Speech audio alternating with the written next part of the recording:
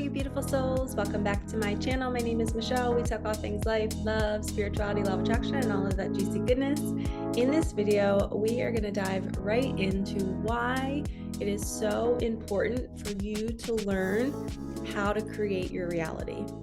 Okay, so if we're going to take a helicopter view right now of everybody on this planet, and we're all walking through life, and some people are aware that they are a co-creator and some people aren't.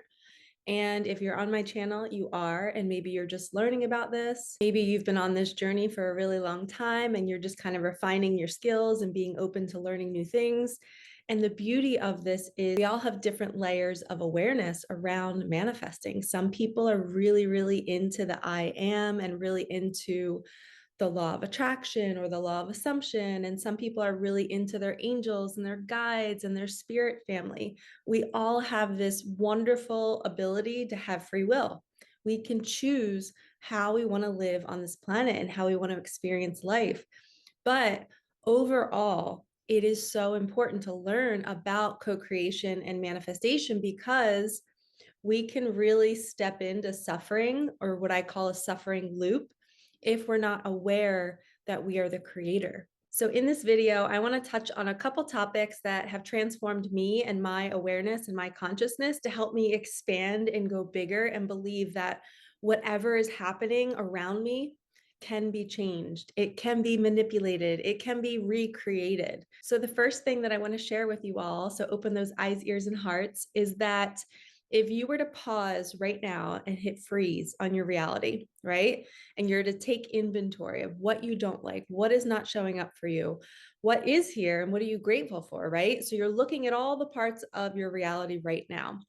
And then say you pick two things that are not favorable, and you write those two things down on a piece of paper. And then underneath those two items, you are going to go into what you're telling yourself to be true about those things, or where you might have inherited the thoughts around those things, maybe the thoughts of lack.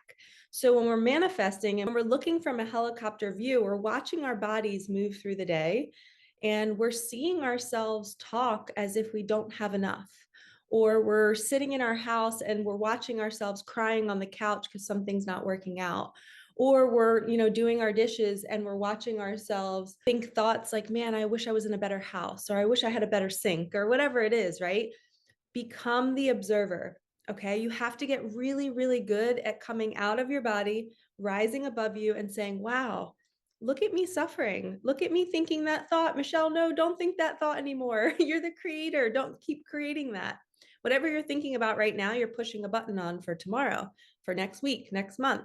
So what I like to do is when I'm manifesting, I like to watch myself throughout the day and see where I'm in my like want energy, where I'm in my woe is me. And it's like I grab the reins and I say, Michelle, come on, wake up. You can change this. You're the creator. You just have to actively rewrite your story. So that's why we grab the journal. We write down what's not favorable. We see what we're telling ourselves by becoming the observer, and then we rewire. And once we rewire, we write a different statement saying, I am so excited. I'm in my brand new house and I'm using my brand new sink and everything feels so good. And you start to live from the end, and you're showing so much gratitude in that moment while you're doing the dishes. And then when you observe you doing that, you're like, wow, look at my energy. There's two different Michelles. I'm looking at the back of her head doing the dishes. One's in a low vibration, wishing things were different. The other one is so grateful and happy of where she is, even though her reality doesn't reflect it. And that's how we manifest. So that snapshot that I just gave you is going to change your life because you're going to consistently look at yourself and reflect. Look at yourself, reflect. Look at yourself, reflect. Rewire, rewire. And it's just this little dance that you do. So you're going to have things that are going to come up next month, next year, even if you're well on this journey. We are constantly evolving and growing. And the more we expand our consciousness and our awareness, the better we get at it and the quicker we can create change. And I believe it is literally just a quick perspective shift in the moment to say, I choose differently. I'm going to think a different thought. Because if you're consistently manifesting the same things in a lack energy, you have to change. It's not your reality that has to change. Okay. And sometimes the universe sticks us. This is going to be the second piece of advice. Sometimes the universe sticks us in certain environments that are uncomfortable, that are filled with lack, that are not favorable because it wants to teach us how to move out of that without changing the external first. Okay, so you get put into like a noisy room or an incredibly uncomfortable business situation at work, but the universe is saying, hey, we're putting you in that icky situation so you can co-create your way out of it. So most people come to me and they book sessions with me because their life is uncomfortable or it's stagnant and nothing is changing. And then I expand their consciousness to say, all right, let's ask the universe why you're there. What's the lesson? Oh, the lesson is for you to use your powers, for you to use your co-creator ability to rewire the story. Maybe you keep attracting unavailable people, and that's a pattern from childhood. Well, let's rewire it. Let's now say, I am no longer a match to that. And when you start to see that pattern coming back around with a new person asking you out, but they're not following up with text messages, their behavior is not matching their words, then you can quickly see that that's the pattern and not go down that road. And that's you co-creating your way out of a pattern. And patterns are my specialty. I am the queen, unfortunately, of patterns. We all have them. We're human, but I've been through a lot of trauma in my life. And one of my gifts is being able to help other people step out of their trauma costume. I like to believe it's a costume when we're doing things that we're not proud of in the past. We were wearing a costume. It was our trauma moving us, looking for love in the wrong places, staying in something too long. And we forgive it because it was just a costume. It's not who we are underneath that all. So we have to take the costume off. We step out. We are consciousness, right? We are awareness. And the more we become that helicopter, that observer, the more we can shift our reality. And we have to understand, this is the third piece of advice with manifesting. The universe needs lag time. And sometimes it can be 24 hours. You can shift your reality in 24 hours. You can start to be the person that has the thing, and you can start to have those thoughts and really start to believe it. And sometimes you don't even have to believe it. You just have to assume it to be true. And then all of a sudden, 24 hours later, you attract the thing that you're calling in and you're like, oh my gosh. And it could be like a glimmer of it. Like, say you're manifesting the lottery or a special person. All of a sudden, you bump into that person or somebody that knows that person, or you win $50 in the scratch off. This is your consciousness saying, hey, we heard you. We're providing. Keep going. Get stronger. So I like to believe if you're not winning as much money as you want to win, it's because your nervous system isn't ready for the big amount yet. And you have to do some releasing to do that. And you really have to be aware of what you're telling yourself, or what you're, unaware of that you're telling yourself, which is your subconscious, which is the motivator of 88% of our actions. We take action every day. 88% of our action is taken from the subconscious. And if we don't know what's in there, we're going to keep creating the same reality that we already have.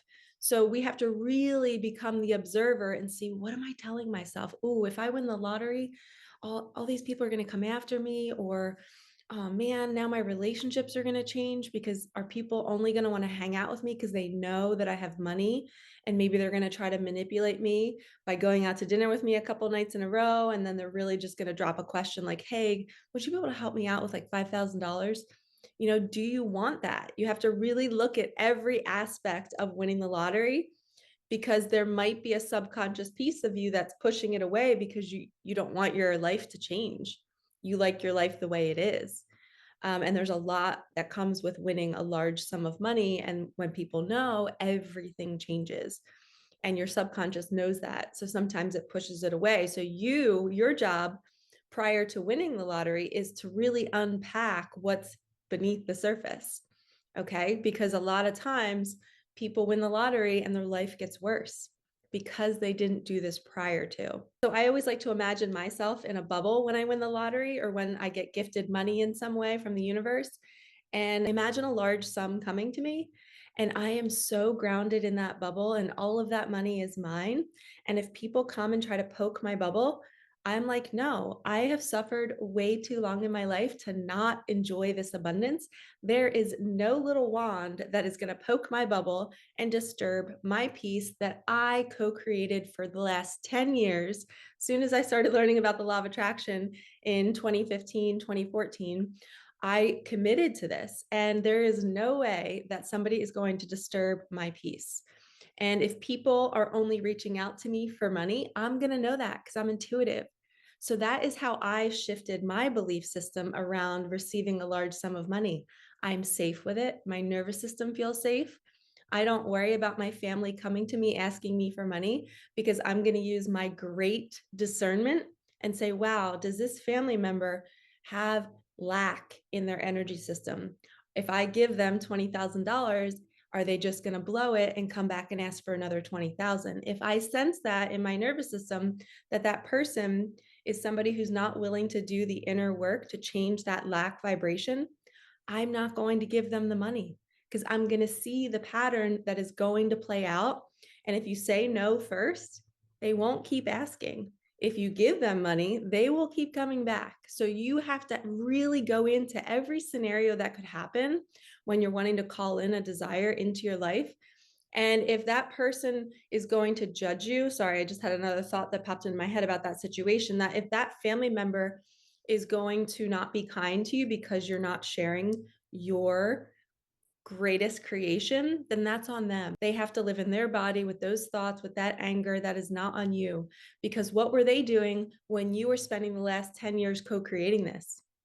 Okay, remember that. You deserve this abundance. You are not obligated to share it unless you really feel like that person will receive it and they'll use it for good in the world. Okay, so really think about your beliefs around money and around a special person. Same thing when we're manifesting people into our life, we have to look at, how could I possibly sabotage this? Let me make sure I unpack everything before this person comes in, because I want to make sure my side of the street is clean.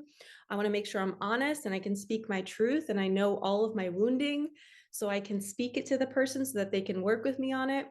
Because if you're on my channel, there's most likely you guys have been through some stuff, because I've been through some stuff, and like attracts like. And our wounding can get in the way of harboring really beautiful relationships. And I've experienced it in my own life, my whole life. And I'm ready to not do that anymore. So when we're manifesting, step one, we're taking a helicopter view. We are observing our energy, how we're thinking, how we're feeling. And if we're literally looking at ourselves, looking at the back of your head, moving through your life, if you see a low vibration in you, you have to go and change it. So then you go to your journal and you write down what you're telling yourself, why you're in the low vibe. Then you rewire it, you tell a different story, you get into your gratitude, which raises your vibe. Then you understand lag time. The universe needs time to make this happen. Okay. And we really have to trust and have faith that if we are consistently putting those thoughts and feelings into our bubble and into our subconscious, then 88% of our actions are going to come from that higher vibration. And then it's just a pebble in the pond, and then everything starts arriving. And you're going to see this when little things start to come in, little breadcrumbs, little manifestations, and the universe is saying, keep going. Keep doing this. What you're doing is working. Don't stop because it's not the exact amount that you wanted, or the exact person, or the exact building or environment, whatever it is. If you're getting glimmers of smaller versions of your big manifestation, keep going. That is direct feedback from your consciousness saying you're doing good. And don't forget, we don't want to push away the manifestation that's coming in. We want to make sure there's no stone left unturned. We want to make sure that when that thing arrives, we are not going to sabotage it. Okay. And sometimes we are already sabotaging it, and that's why it's not arriving. So we want to keep expanding, becoming more aware, changing our stories. And that's the key to manifesting. And then for the rest of your life, you have this tool now. If anything is not favorable, you know how to change it. You know how to be patient. You understand that you're the creator of what you already have, and you're so powerful that you can change it. Okay, so I hope this video helped you. Like, comment, subscribe, hit that bell. I'm sending you so much love. I do more of these teachings in my online community called Awaken Your Magic. I do one-on-one readings with people, bringing people the messages that they need from their angels and their guides, and they're always spot on. I just got a text the other day, I'll leave it here, where a woman was telling me, I did a reading party for her and a bunch of her teacher friends, And two of the women in the same day came back, I guess it was maybe 6 weeks later, saying that I had mentioned in the reading that the one woman was going to have a boy, and then the other woman was trying to move and she was looking for an apartment. And I told her it was going to come in April. And then that was just my guidance from their guides and angels. And I got a text saying it was spot on. Both things came true. And I was just like, I love when my guides speak through me and give people what they need to hear and help them have faith too. So if you would like to do a one-on-one intuitive reading with me, everything is in the description box below. I also run an 8-week mentorship. If you really want to transform your nervous system, your subconscious mind, you want to heal, you want to expand, you just want to be happier in your life, we can be on calls every week for 8 weeks and we can get you in the life of your dreams. So again, everything's below. I'm sending you so much love. Thank you for supporting me and my channel, and I will see you in the next one. All right, peace out.